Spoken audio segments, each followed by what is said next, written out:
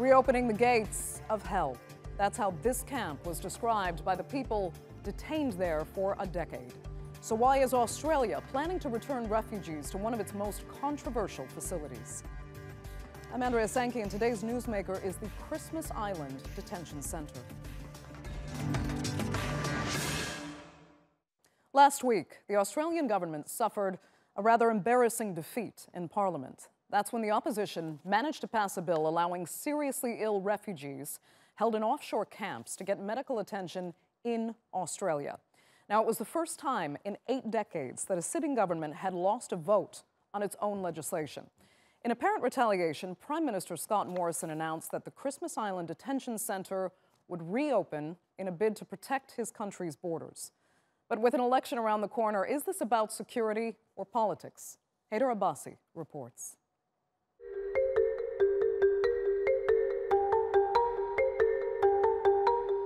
This notorious detention centre is about to be reopened. For 10 years it was used to hold those trying to seek refuge in Australia. But it had a reputation for abuse and dismal conditions. Now Australia's government plans to use it again. This parliament has already tipped its hand enough to the people smugglers. I won't be doing that in compromising our operations and how we now address the consequences of what this parliament is doing to our borders. Order. The result of the division is ayes 75, noes 74. The question is therefore resolved in the affirmative.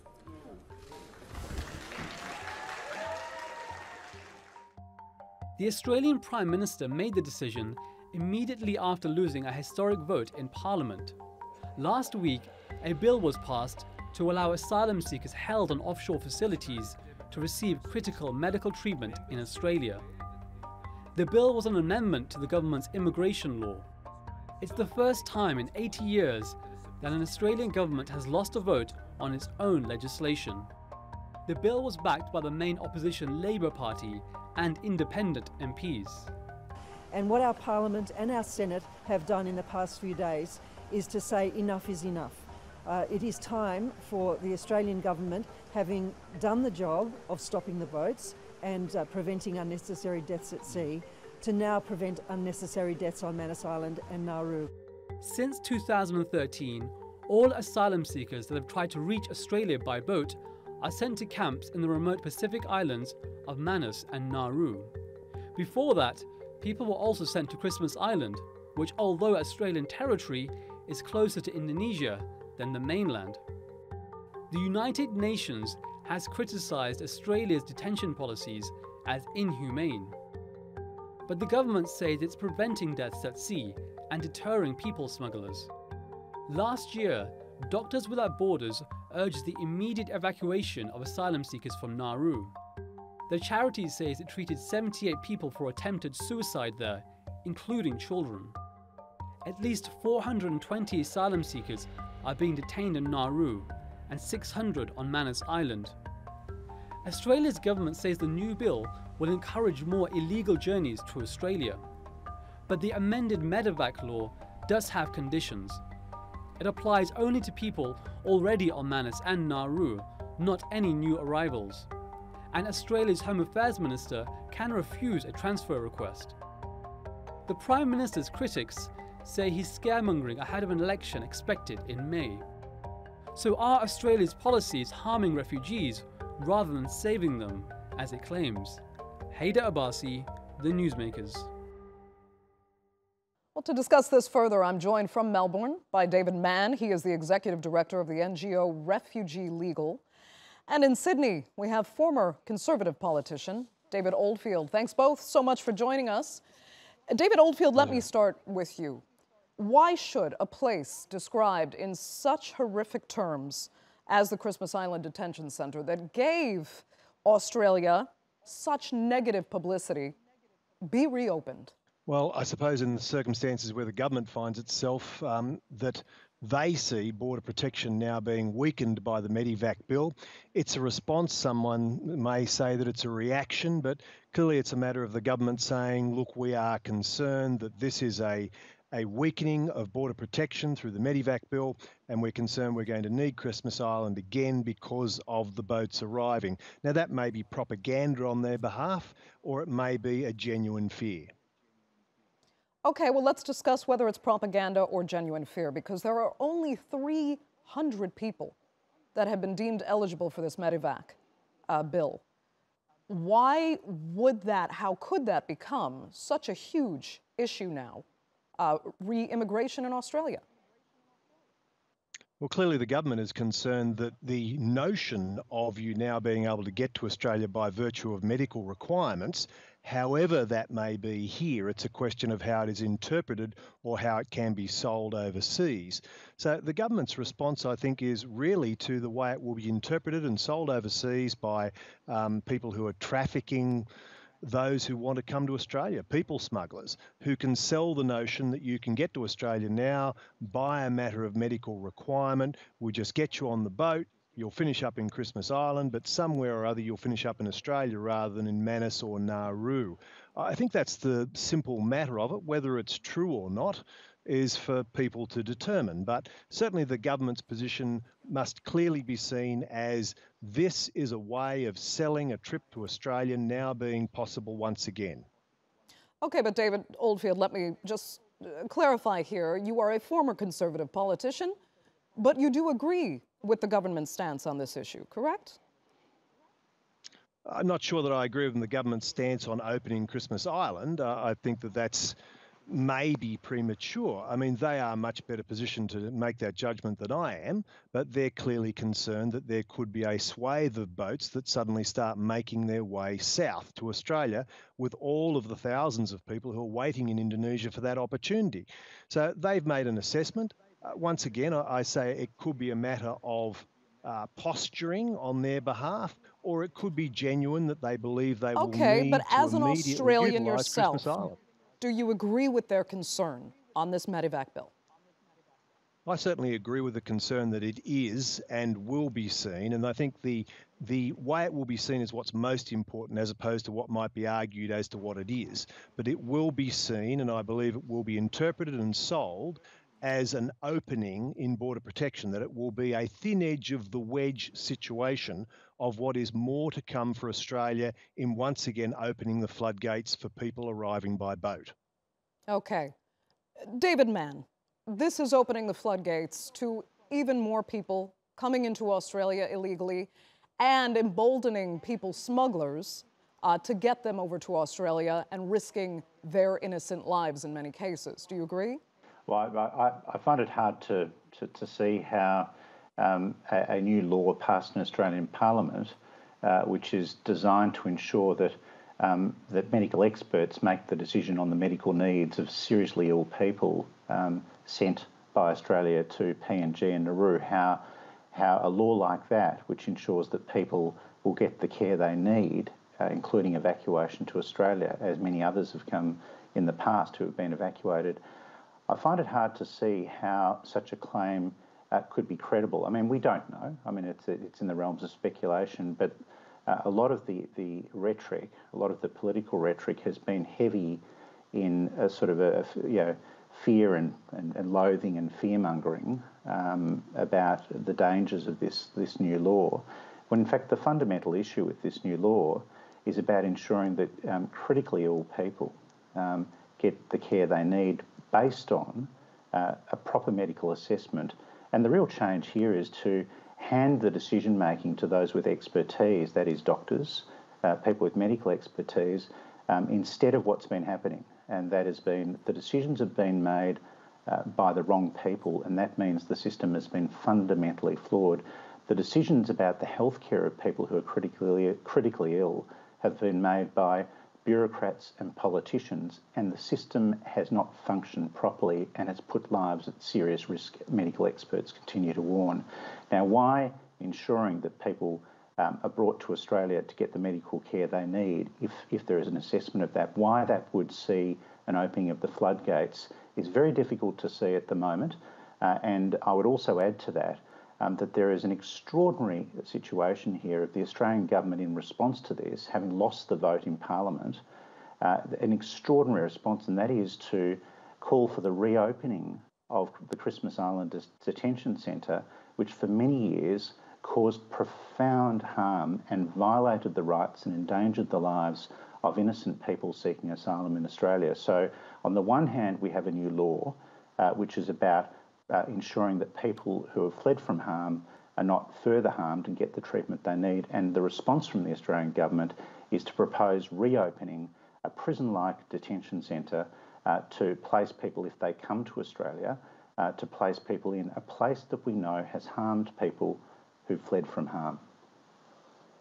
I mean, David Oldfield, there's an accusation that these refugees in these island detention centres have become the ball being thrown around in a political game between the right and the left in Australia. And some would accuse the government and the people who support the government and these views of using human lives to play politics with their adversaries. And that is, in a sense, what David Mann is outlining there, that they are not being taken into consideration as human beings that are in desperate need of medical attention, that could lose their lives if they don't get it.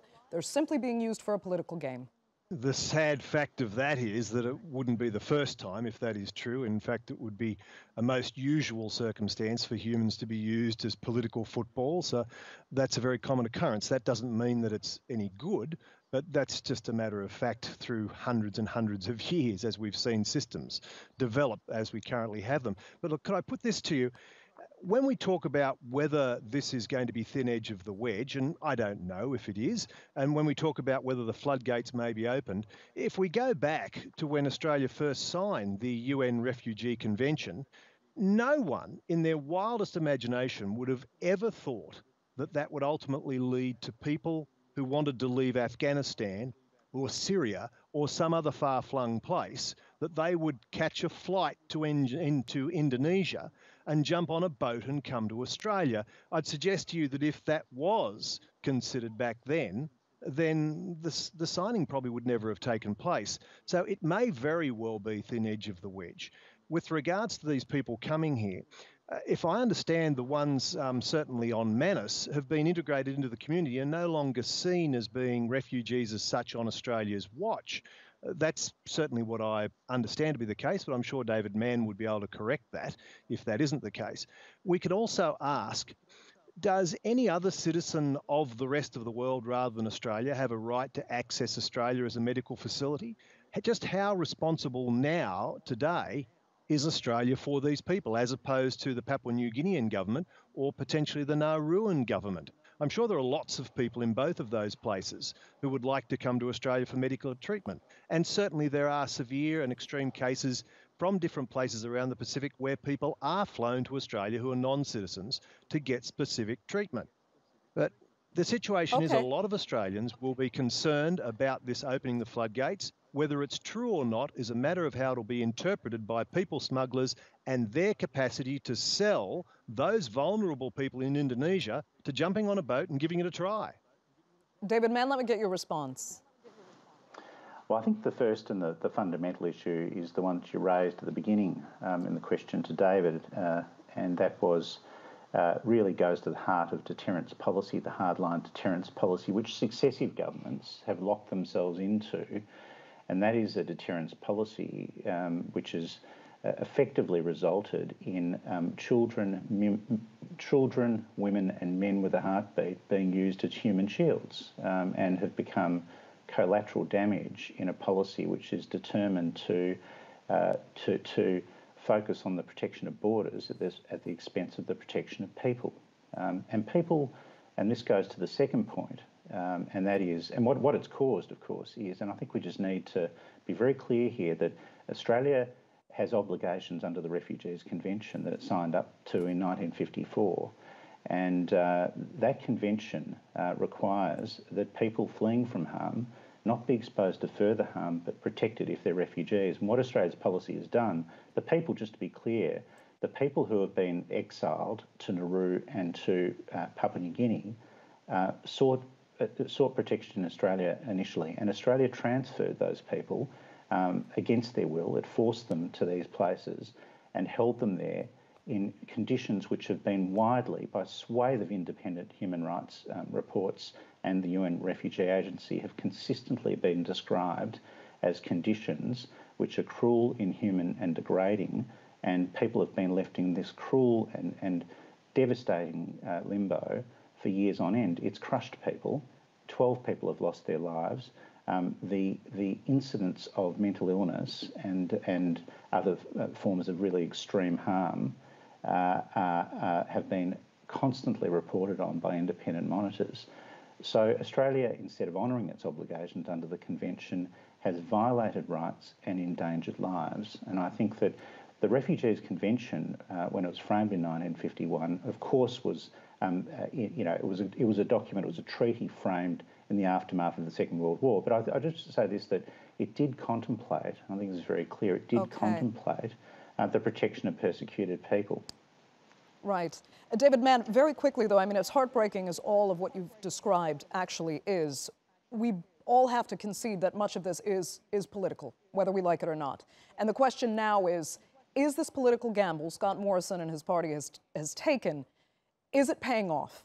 Is his popularity and the Conservative Party's popularity actually increasing? Because the latest polls we've seen would indicate it is. It has given him a boost. First of all, do you think, David Mann, those polls are correct?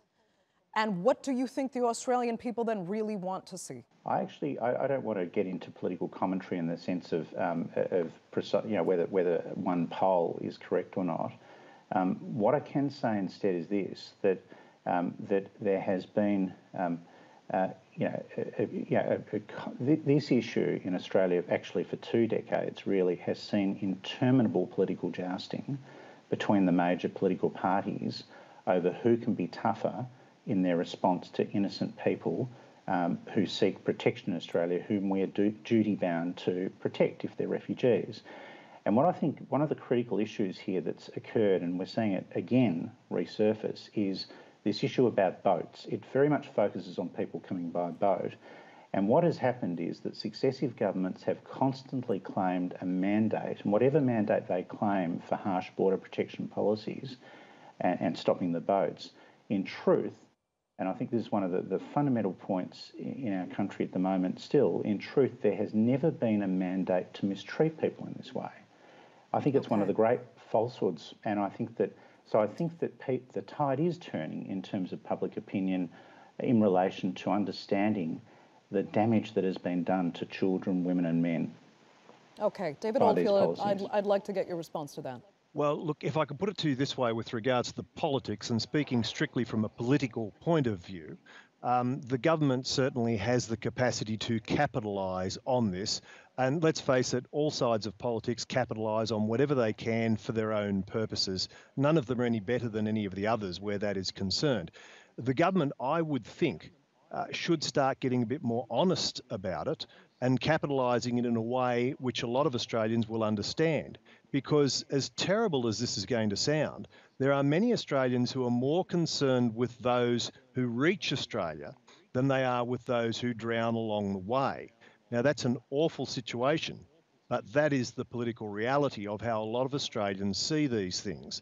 If the government was to take on board the specifics of what these asylum seekers, those who have come and those who may still come, actually cost Australia, and the billions and billions and billions of dollars that are being missed out on by other Australians who are citizens who are born here and who come here legally and pay taxes, if they were to politically capitalise on that situation, rather than in some respects pretending that they're trying to stop people from drowning along the way, then they would probably do even better than they're currently doing in the polls. Okay, David Oldfield, I'm going to have to give you the final word because unfortunately we are completely out of time for this segment of the Newsmakers. I'd like to thank you both so much for joining us.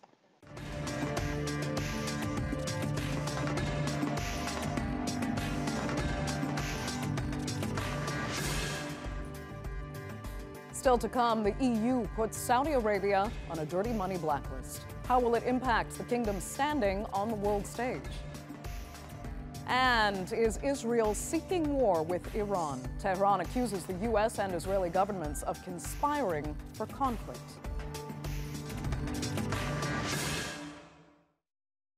Well, Saudi Arabia has multiple allies in Europe, but that hasn't stopped Brussels from putting the kingdom on a dirty money blacklist. The EU accuses the Saudis of having lax controls on terrorism financing and money laundering. Now, Riyadh has been quick to defend itself and got backing from some EU nations, including the United Kingdom. But that doesn't disguise the fact that relations between Saudi Arabia and Europe are not what they used to be, especially since the killing of journalist Jamal Khashoggi in the Saudi consulate in Istanbul. Nevertheless, Crown Prince Mohammed bin Salman still has friends elsewhere. Pakistan's Prime Minister Imran Khan just welcomed him with open arms on an official visit to Islamabad. So will the EU's decision have any real implications for Riyadh? Randolph Nogel has that.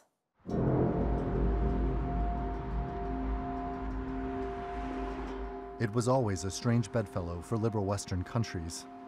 But now there are further signs Saudi Arabia is drifting from patron to pariah in its relationship with the EU. After a series of terror attacks across Europe in recent years, the EU is taking action against countries it says have lax controls on money laundering and the financing of terror groups. Our list of high-risk third countries is a warning and guidance to the banking and financial sector that they must use extra caution when dealing with transactions involving those countries. That's why Saudi Arabia has been added to a dirty money blacklist. It commits EU member states to heightened monitoring of financial transactions within the kingdom. The decision has far-reaching implications. It will likely affect investment from EU-related financial institutions, which the Saudi Crown Prince has worked hard to attract. And that could be a blow to Mohammed bin Salman's Vision 2030 initiative aimed at diversifying the economy and reducing Riyadh's dependence on oil. Diplomatic relations with EU countries could also take a hit. The blacklist is an indication the European Commission believes Saudi nationals and financial institutions are likely implicated in money laundering and financing terrorism. And the blacklist is expected to exact a financial toll. Saudi citizens abroad comprise the second largest market for remittances in the world. $37 billion was sent back to Saudi Arabia from its citizens living overseas in 2017. Now, any Saudi national using EU banks will be subject to greater scrutiny, and their wire transfers home could be delayed or even blocked. Saudi Arabia isn't the only country being added to the list. Panama and Libya are among the newcomers. But the kingdom is by far the most controversial, as Riyadh is a major importer of goods and weapons from the EU. Member states will still have to adopt the list, but the EU's Justice Commissioner says she's confident it will be. The Saudi government, in a statement published by the state press agency, says it regrets the decision and that its commitment to combating money laundering and the financing of terrorism is a strategic priority. The results are 56 yeas and 41 nays. The resolution is agreed to as amended. But after the U.S. Congress voted to withdraw support for the Saudi-led war in Yemen, combined with the global uproar over Riyadh's involvement in the killing of journalist Jamal Khashoggi last year, Saudi Arabia's relations with its traditional Western allies is under pressure. I think, as Senator Corker has said himself, support for the Saudis is cratering right now in Congress. Remember, that bombing campaign and our participation in it is predicated on our belief that the Saudis are telling us the truth, that they are not intentionally trying to kill civilians. Given the fact that it is likely they are not telling us the truth about what happened to Jamal Khashoggi, why would we believe them that they are not intentionally hitting civilians inside Yemen? All that, along with the EU blacklist, threatens Riyadh's long-held role as the West's #1 strategic partner in the Arab world. Randolph Nogel, The Newsmakers.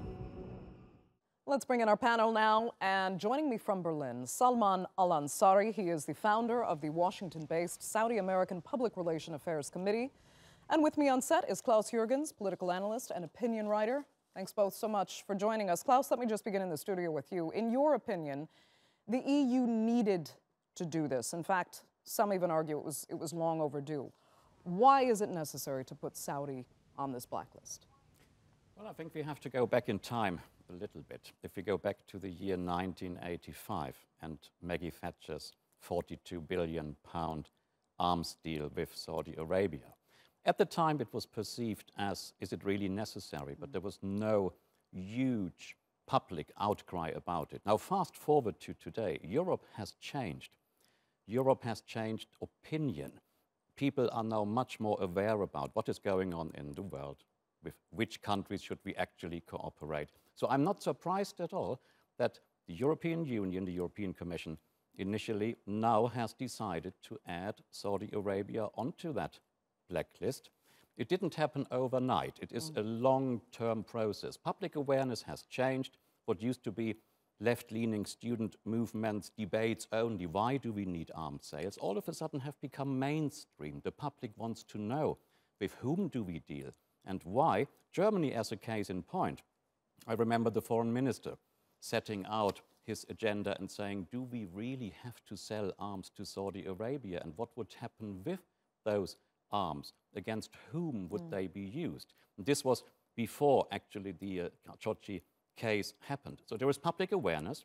The European Union wants to set a signal, but the European Union did not want to punish Saudi Arabia. What I understand reading between the lines of the commissioner, they basically want to help Saudi Arabia to change and to upgrade its financial system, to leave the door open. So I wouldn't call it a sanction. I would rather call it a kind of a warning shot vis-à-vis Saudi Arabia, but a serious one, which can have a lot of repercussions, in particular talking about the reputation of that country. But it's an invitation to reform. Let's put it that way. That sounds quite diplomatic in those terms. But Salman, you believe this was a big miscalculation on behalf of the EU that will ultimately be rejected when it comes down to the vote by all 27 EU members. Why? Yeah, thank you so much, first of all. I'm almost certain that this will happen because I think the EU has huge interest with the Kingdom of Saudi Arabia. Saudi Arabia is considered to be the biggest trading partner for more than 80% of the EU members. And when we speak about the AML and CTF, anti-money laundering and combating terrorism financing efforts of the kingdom, let's be very clear, like the only organization that is considered to be legitimate for all the world is FATF, which is in Paris, which is the Financial Action Task Force.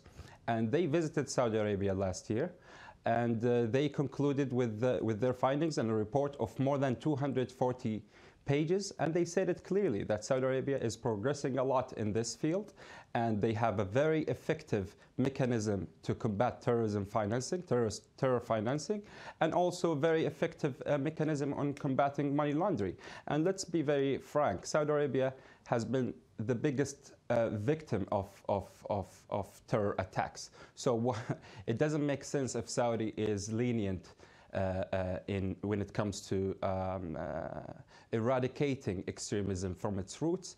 But I think there are some kind of political games within the EU. I'm sure that the Commission report, which we didn't even see as a tangible report, because up till now we just saw like a list of countries that have been put there with very minimal like kind of phrasing that say this is the reason we've done so. But did they visit the kingdom, or they were just relying on public perceptions and Google, which is not something to be credible. So what I'm trying to say here is you cannot put countries in such a list just to shame them because you have other interests with another country, which is Iran. This is very unfortunate action by the EU, and I do not think it will pass, and I'm pretty sure that the majority of the EU countries will reject this. Okay. I mean, Iran is also on this blacklist, it has to be said. But I mean, let me ask you, Klaus, on that, the basis at the beginning that Salman was arguing here is that this EU decision runs contrary to the decisions of other EU-based institutions that have said Saudi is in compliance with financial regulations and that there is this transparency. How is that happening? Well, I think we have to put it into a political dimension. The commissioner in charge said after the vote that Europe is no laundromat for dirty money. This was literally her wording. So I would discreetly not agree with my esteemed colleague. There was actually an explanation given by the Commission, including that the vote counting has already started, And I would actually say I'm pretty certain it will pass. How do I come to this point? The German Finance Ministry issued a statement only some short while ago. And they said, we did not vote against having Saudi Arabia on the list. You mentioned the word diplomacy, but as a matter of fact, they will not vote against the entire list, from what I heard. Now we would have France and Italy, assuming that the Commission will be very clever and the final vote will happen after Brexit, aka early April. The United Kingdom is no longer in the mix. If this is the case, I'm pretty certain the two-thirds majority would actually find its way into the decision-making. Why the Commission now? Europe is looking for new ways to integrate itself. Europe is looking for post-Brexit ways. Europe is even considering a defense mechanism or a European army. Perhaps this is what Merkel and Macron mentioned. I'm not surprised that the European Commission now is doing one step ahead of time, even if other EU bodies or international institutions would say we do not see Saudi Arabia on this list. They simply say the financial control mechanisms are too lax, and Saudi Arabia has to change it. Well, let me ask Salman then. I mean, if we can say hypothetically, if the EU passes this, and you know what, in a sense, even if it doesn't get through, will Saudi either try to retaliate? Does it have tools at its disposal to retaliate in a sense? Or would Riyadh just have to take this hit and look at changing its behavior and accepting this invitation to reform the institutions that this blacklist has said are not sufficient? Great question. I think every country in this world needs to advance its mechanism when it comes to combating terrorism financing, when it comes to money laundering, etc. But what we want to say here is that the Kingdom of Saudi Arabia has been following the international 40 recommendations when it comes to combating terror financing and the AML. And if we go back to the document of FATF, which is the Financial Action Task Force, the methodology, there is a document in 2013, and they kept using it up till now, which is called the methodology report. And it's a very, very comprehensive strategy that the FATF organization have to check in every single country in this world. And it's an international body that all governments who wants to be part of the financial system participate in. So if we see the Kingdom of Saudi Arabia to be projected by this report as an effective body when it comes to combating terror financing, and we see all of a sudden a commissioner who wants to label Saudi Arabia or shame Saudi Arabia in such a way without any basis, then there is an issue here, an issue of trust. And I do think that it's more of a political action than a report that they have worked on, because if you want to work on a report, you need to come to the kingdom. Fair enough, you need to visit officials. You need to see what's going on. But yeah. If it is a political measure, we can talk about that. Because the issue then is also that this EU blacklist is added to the fact that the US Congress just withdrew its support for the Saudi war in Yemen. Now, that may be vetoed by President Trump. We don't know what the endgame for that yet will be, but the support in Congress against Saudi is now there.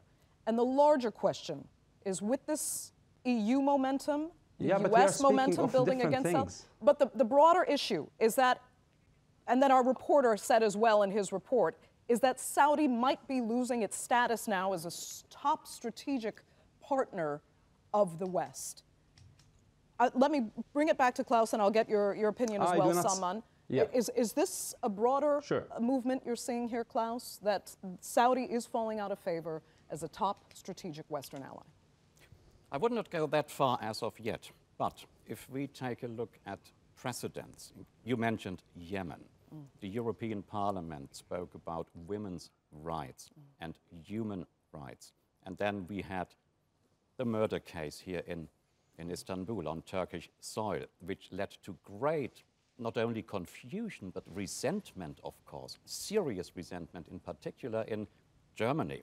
And if you put all this together, you can't simply say, we have one country here which makes one mistake and another mistake, and serious ones, and we then turn a blind eye to another issue, which would be financing or perhaps money laundering or financing of terror. We had a debate recently about what happened in Kosovo. Now the question is, would Saudi Arabia use international aid or financing to support movements which others would not regard as peace-loving movements? Now, the whole thing is a kind of political debate, indeed. It was not only one issue. I think it built up over time and over time. And the Khashoggi case, I think, was one of the tipping points, to be honest, yes. Of course, there is a political debate. And why would the European Commission not have a right to issue a political statement, albeit in the form of setting up a blacklist? Okay. Then let me get to Salman. I mean, do you acknowledge that there could be a broader trend here of Western support turning on Saudi over the course of years now of human rights violations, a general opposition to the ideology of the Wahhabist regime that's in power in Saudi Arabia, its attitude towards women, its human rights record? Do you fear that there could be a trend building? I don't see it this way at all. I'm not trying to be optimistic or pessimistic, but what I'm just trying to analyze the situation as it is. Saudi Arabia has been going through the biggest reforms in its history during the last 3 years. We do not need the other countries to either clap for us or to condemn us. All what we want is just for us as Saudi youth and Saudi community to move forward towards Vision 2030, towards diversifying our economy, towards having more stable region. And we all know the bad players in the region. And unfortunately, the EU is trying to shame Saudi Arabia while they are trying so hard. The same commissioner who released that report is trying so hard to do business with Iran, even through a back channel. So which country is the one that really should be in a position where they should be concerned about money laundering and supporting of terrorism? Because we all know that 60% of the economy in Iran is controlled by a terror group, which is IRGC. So the moment we see this kind of hypocrisy by some partners, unfortunately, and some people within those countries in the Western nation that want to shame Saudi Arabia just to take some kind of advantage that Saudi Arabia will always be there for them, and they want to open up with Iran. Yes, you want to go open up with Iran, it's your business. But do not think that opening up with Iran should make you to come to Saudi Arabia and criticize Saudi Arabia days and nights. So what I'm trying to do, and what I'm trying to say here is,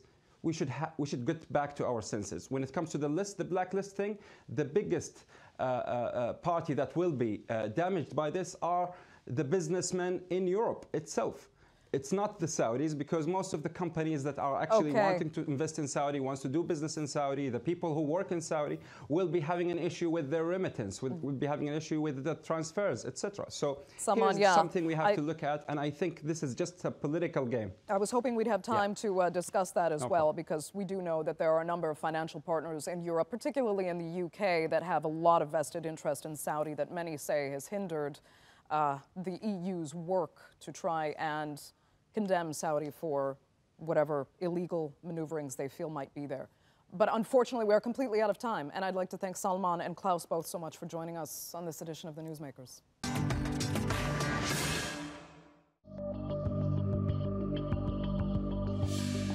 thought what we had yesterday was extraordinary. It was a historical turning point where an Israeli prime minister and several foreign ministers from leading Arab countries met with complete unity and complete clarity in understanding that the major threat towards peace and security in the Middle East is Iran, the Iranian regime. Now, Saudi Arabia isn't the only country facing increasing isolation. On the same EU blacklist is Iran, except they're also facing opposition from more corners of the globe. In the past few days, a summit with representatives from more than 60 countries met in Warsaw. They concluded Tehran was the biggest threat to regional security. Now, that same day, a suicide bombing killed 27 people inside Iran, and Foreign Minister Mohammad Javad Zarif said it was no coincidence it happened on that same day. Then, at a security conference in Munich, he accused the U.S. and Israel of looking to wage war on Iran. Is he right? Or is the Israeli Prime Minister's rhetoric simply posturing before elections later this year? Well, here to debate that and more from Tehran is Iranian affairs analyst Syed Mustafa Choshishim, and from Washington, D.C., Matthew Brodsky. He's a Middle East analyst and senior fellow at the Securities Studies Group. Thank you so much for joining us, both of you. Let me begin in Tehran. Syed, you are certain that Israel is out to escalate tensions with Iran for a variety of reasons. Why? Why would Israel need to do that? As far as the Poland conference and the overall climate in the region is concerned, I believe that the Warsaw conference had two goals. Iran was the overstated target, but it was of secondary importance, and Israel mattered a lot. Actually, that was the covert or hidden agenda of the conference in two aspects. One was a publicity campaign for Benjamin Netanyahu before the election. That he is accused of corruption charges as well as his wife. And it's a very traditional tactic to derail the public opinion from domestic policy and political, scene at home to some boogeyman abroad and to the scene of national security and foreign policy. And who could be a better boogeyman than Iran when it comes to Israel? And who could be a better person than Netanyahu to shout about Iran's threat? So he is trying to derail the public opinion, actually. And if national security tops the agenda in the next election, surely Netanyahu will have a better chance than others. Also, in the last clashes between Israelis and Palestinians, it lasted only 2 days. After 2 days of exchanging rockets and missile fire, the Israelis request a ceasefire. That was a damage to Israeli military, like they were surrendering to the Palestinians. Now Netanyahu wants to show to the whole world, and especially to the Israelis, that the military has not degraded and weakened. If Iran's allies like Hamas have reinvigorated and empowered more than before, now he is grasping, and attracting more support from some Arab states that were called enemies. They used to be having a front against Israel. Now he is trying to show that they are aligning with him. So that's the publicity, and there is also another reason that I will point out later with regard to the regional issues. But as you say, Netanyahu is trying to show that they are allying with him. They were at this conference. Key Arab leaders appeared alongside Benjamin Netanyahu for the first time, arguably since 1991, really. You can point your finger at Israel and the United States here, but there were many other key Arab leaders involved. Remember, who leaked the footage to the media? Admittedly by Netanyahu's office. Also, who leaked the information that Arab leaders were going to Netanyahu's residence? Because if it hadn't been the Arab officials and their offices, because they were escaping reporters, and reporters were chasing them to ask them if they have had a meeting with Netanyahu. Surely all these have been publicity campaigned by him. But on the regional scale, I believe Israel is escalating tensions along with the United States in order to force Arab states and regional nations into a situation of choosing sides, like what George W. Bush said, his policy, you're either with us or against us. In this aspect, the Arab states would join Israel very fast at the lowest cost. They would change sides. Okay. Syed, I have to get to Matthew. Matthew, I saw you chuckling at a few points there, so let me get your response. Well, first of all, hearing what he said is kind of like viewing policy and what's happening through a photo negative where everything is pretty much the opposite of what you've heard. The Arab world is becoming more aligned with Israel and, of course, more so with the United States because it views, quite correctly, Iran as the greatest regional threat. That's a fact. It's unfortunate that Europe is simply not going along with it when it comes to sanctions on Iran and keeping them in the nuclear deal, but that's a separate issue.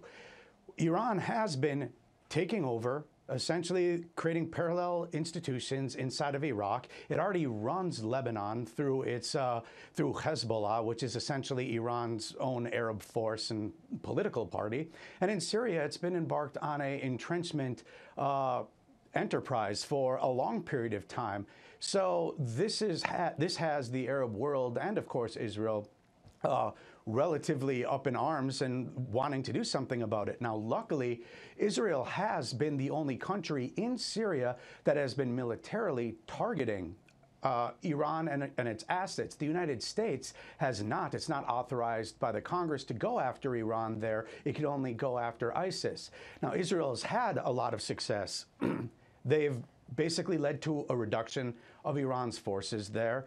And due to all the damage that's been done, Iran has been forced to put a lot of the missiles, the ballistic missiles that it's been bringing in that can target Saudi Arabia and target Israel toward Western Iraq. And they've also been building up missile production facilities next to the airport inside of Lebanon. So this is what Iran is doing. It's an offensive posture. And of course, their ideology says that they want to wipe Israel off the map as part of the revolutionary creed. So Matthew, these are all real things Iran is doing. Right. And very quickly, I mean, you are alluding to something that actually Syed was also talking about, but the question here is how much has the presidency of Donald Trump alone just antagonized the Arab-Iranian relationship, that poor conflictual relationship they had, unlike the administration before that was trying to engage, obviously, in more diplomacy. I mean, both the Trump administration and Netanyahu, what Syed is saying, want to capitalize on whatever time they have in office right now to antagonize this relationship further. It seems to be working for them politically.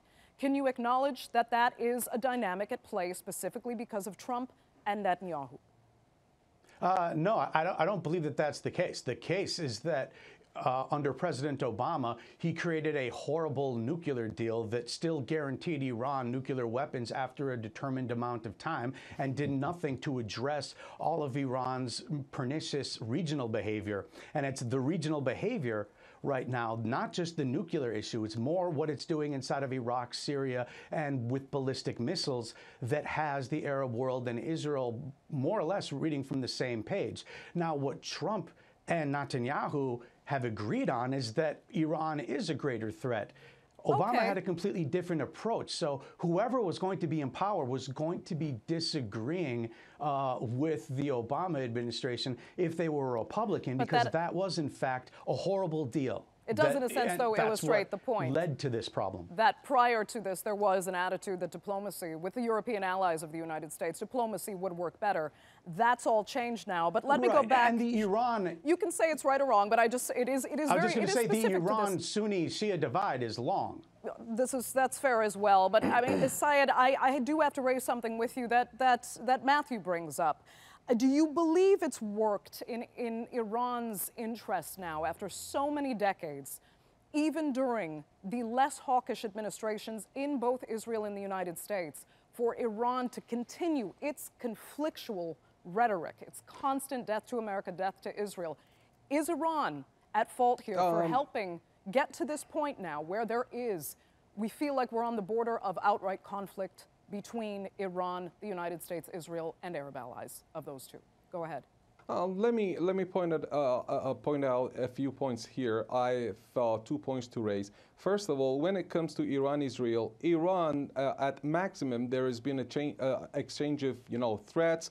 Okay, a couple of Iranian leaders have stated only in words that they mean to wipe off Israel. But the Israeli regime has not only been stressing that they intend to wipe Iran off the map, at least 2 cabinet ministers have stated that in the last several months, but also the Israeli premier stood at an undeclared nuclear facility and threatened Iran. When I say undeclared, that means because Israel is a nuclear power, but it has kept it secret from international monitoring and inspection. And it's been threatening, Netanyahu was threatening to destroy Iran. They've been staging drills, and they have not been shy of, expressing their animosity. And when it comes to action, Iran has not done anything, but allegedly, they've been bombing Iranian facilities. Iran says it doesn't have any facility in Western Syria, but Israelis have been stressing that they've been bombing and killing Iranians. Iran says they've been advisors. Israel says they've been combat forces. It doesn't matter. It doesn't matter because they have been Iranians. So Iranian militaries have been killed by Israel on the land of a third-party state, a sovereign state. That's Bashar al-Assad and Syria. Hold on a second. Hold on a second. But my objection to your assessment. Could you please let me finish my words? Quickly, Syed. My objection to the assessment of my colleague is not in here. My main point is that as far as Iran is concerned, the United States' strategy under Obama or President Trump is the same. There has been no change. There has been nothing different. And I can prove that to you very easily if you give me some time. I'll bring it up to you how they have been working in the same line. Only the tactics are different. Matthew, I mean, we're down to our final minutes, and I want to get this in there. I mean, Israel is rallying now around these, what seems to be developing as Arab allies, it's calling in the region. Netanyahu was obviously very proud at the Warsaw Conference to be standing alongside these other Arab leaders. But these are still, at the heart, these are still countries who will not even let people who have Israeli stamps in their passport enter the country, much less Israelis themselves. There's still the travel bans. Are these partners Israel wants? Is this the right strategic direction for Israel to go in, simply to rally support in the interest of working against one common enemy? Yes, I will answer that. I still need to address quickly what we just heard, which was, again, Israel is holding military operations and drills inside of its own country for military preparedness. That's not the same thing as going throughout the region and setting up military bases next to Iran's borders.